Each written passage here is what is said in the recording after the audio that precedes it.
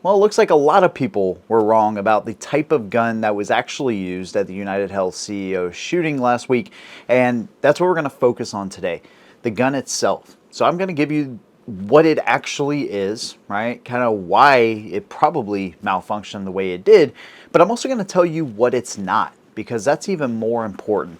The media is kind of giving us one narrative of what this is, and if you don't know, or maybe you're not as familiar with firearms, you may say, oh, well, dude, that sounds really scary. We shouldn't have stuff like that. And that's exactly the point. So I'm here to dispel some of that stuff. And of course, no matter if you agree or disagree with my opinion, let me know down below.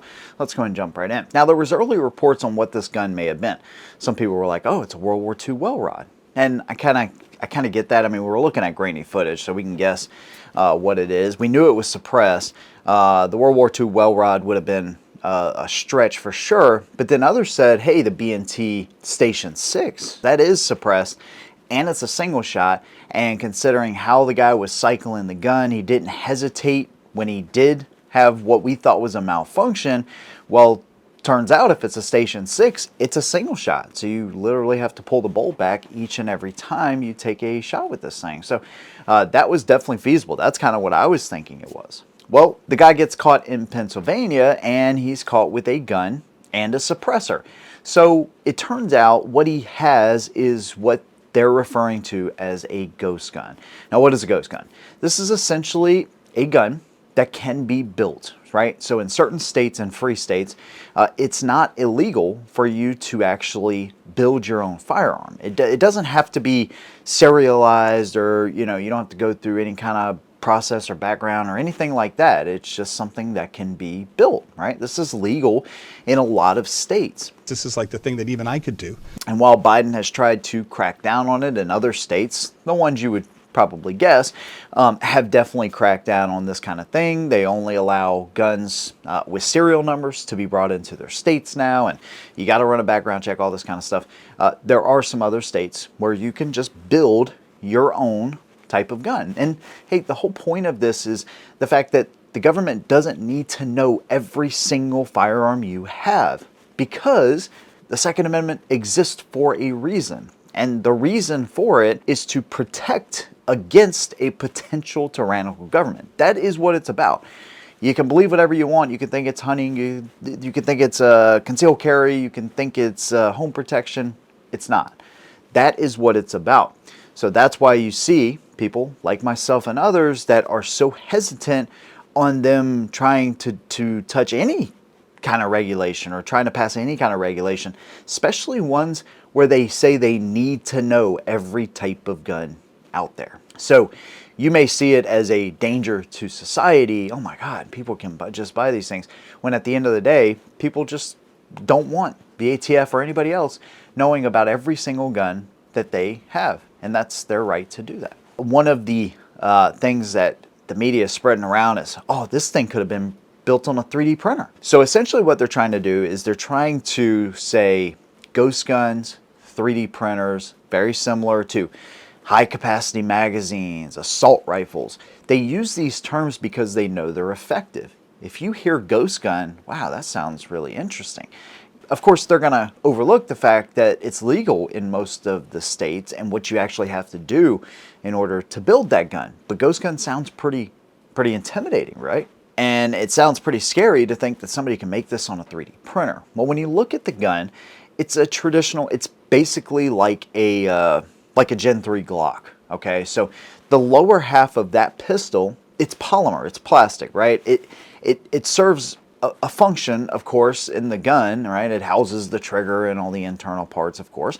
Locking block, all that. It has a grip that you can hold on to. Of course, the magazine gets inserted into the lower. But it's not like a component that is critical in firing the gun, okay? Now, when you look at this gun, right, when you buy a firearm, the serialized part is the trigger. It is the housing, the component on a pistol, right? So that's why there are kits that you can buy, right, that will let you buy just the lower without the serialized part, which is the trigger, the housing, all of that. So the only thing you see in this picture that would ever require a background check if it was a traditional gun would be the trigger and the internal components that make that up. Sear, trigger bar, all of that kind of stuff. That is the actual serialized part. So the lower, right, the plastic part, and even the upper, the slide, the barrel, the spring, that stuff can be purchased without a background check, no matter where you are. Parts are not regulated. And by they're not HO. regulated. You right? would like to do that?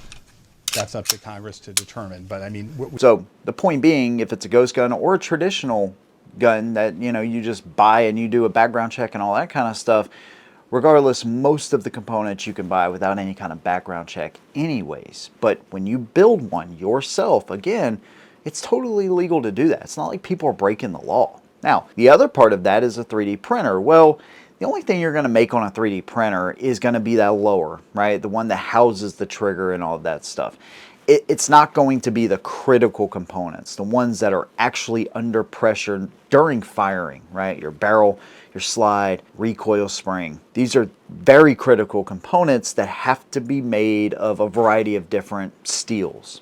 You're not just going to print these things out. Maybe it's possible to do it with 1 or 2 shots, and of course 3D printers are getting better, but at the end of the day, the majority of people are printing just maybe the lower, and that's pretty much it. All the rest of the components, you still have to put it together. So there's that. It's really not as big of a deal as they're making it out to be, but that's not really a shocker, I don't think, to anybody, especially in this crowd. So anyways, why did the gun malfunction?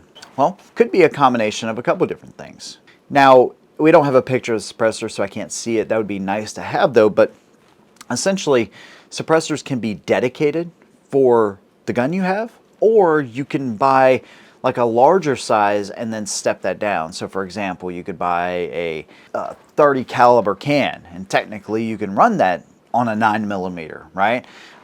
Or you could buy a 45 caliber can and run that on a 9. Now, the bigger and heavier the suppressor, the more weight it's going to put on the end of the muzzle. So it's going to, it's literally going to kind of weigh that thing down. So that's why you have a booster spring that will help overcome that extra mass, get that slide back to the rear, and then get it forward again.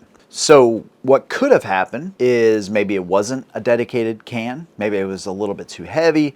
Maybe you had an underpowered spring, like an internal recoil spring that comes with the gun, right? That is designed for a variety of different loads in that round, maybe unsuppressed, right? There's a lot of pistols you can buy and you don't have to change anything, and you can just run them suppressed, put a booster on there, of course, and you're good to go. Other guns are a little bit more finicky when they come to ammo, when they come to the type of suppressor that you run on them. Some of them you really need to put a heavier spring on there, and that's going to allow that action or the slide to close quicker than what it normally would. It's going to give it enough power to overcome that extra weight on the end of the suppressor. So it could have been just simply a spring issue, could have been an ammo issue as well, right? So anytime you're shooting a suppressed pistol, you want to make sure you have subsonic rounds, right? Which are going to be heavier rounds, but they're also not going to break the sound barrier like a supersonic round would. And some guns, like some types of ammos, better than others, right? It just really kind of depends. But that's probably what it was.